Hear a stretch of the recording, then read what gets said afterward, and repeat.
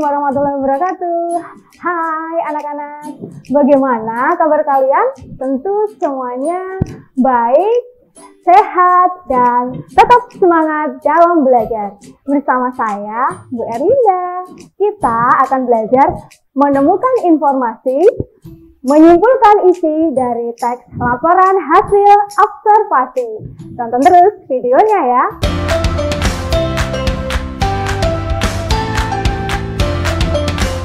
Nah, anak-anak, masih ingatkah kalian tentang apa itu teks laporan hasil observasi? Ya, benar sekali. Jadi, teks laporan hasil observasi itu adalah teks yang memberikan informasi secara umum berdasarkan fakta dari hasil pengamatan secara langsung. Kemudian, pengamatan itu bertujuan untuk mengetahui informasi penting. Nah, informasi penting itu nantinya dapat ditemukan pada setiap ide pokok paragraf. Ide pokok itu terdapat pada kalimat utama dan dalam satu paragraf hanya ada satu ide pokok. Baik, selanjutnya menemukan informasi penting dalam teks laporan hasil observasi. Tentunya kalian harus paham langkah-langkahnya. Bagaimana langkah-langkahnya? Ya, berikut langkah-langkahnya. Jadi, yang pertama itu membaca keseluruhan dari teks laporan hasil observasi. Yang kedua, memahami isi teks laporan hasil observasi. Dan yang ketiga, menemukan ide pokok pada setiap paragraf teks laporan hasil observasi. Berikutnya, menentukan ide pokok atau gagasan utama. Ya, bagaimana langkah-langkahnya? Berikut langkah-langkahnya. Ya. Yang pertama, kita mendata dulu kata-kata kunci pada teks. Ya. Yang kedua, memetakan bagian-bagian pada teks laporan hasil observasi.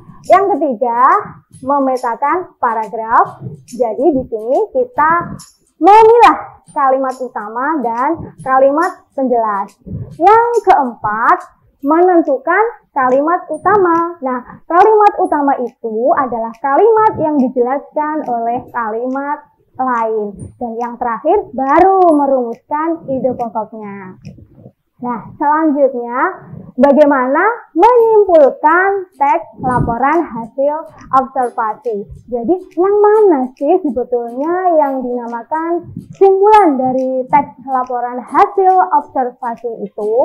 Nah, jadi anak-anak, simpulan dari teks laporan hasil observasi itu dapat kita lihat dari kalimat utama setiap paragraf. Dan dari kalimat utama dapat ditentukan ide pokok. Kemudian, dari ide-ide pokok itulah yang digunakan sebagai simpulan. Nah, berikut ini adalah sebuah teks laporan hasil observasi. Tentunya teks ini disusun berdasarkan fakta dan dari pengamatan secara langsung. Dapat kita lihat bersama-sama, teks ini berjudul Manggis ya anak-anak. Kita baca dulu bersama-sama ya.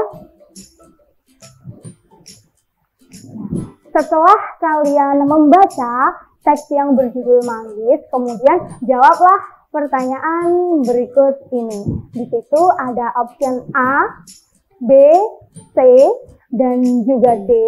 Ya. Namun jika kita lihat, ini uniknya ada pada option C. Ya. Ada apa dengan option C? Ada gambar apa itu anak-anak? Ya, betul sekali. Jadi di situ ada gambar pohon ya. Nanti di bagian akar pohon itu akan kita tulis judul. Kemudian di bagian kelompok daun-daunnya akan kita tulisi dengan topik utama. Nah, di situ sudah tertulis ya. Sudah tertulis bagian akarnya yaitu judul. Judul dari teksnya adalah Manggis. Kemudian di paragraf keempatnya sudah dicontohkan, di situ topik utamanya ada ciri khusus bunga manggis. Nah, bagaimana dengan paragraf 1, paragraf 2, paragraf 3, dan paragraf ke-5? Nah, itu tugas kalian untuk belajar mencari topik utama.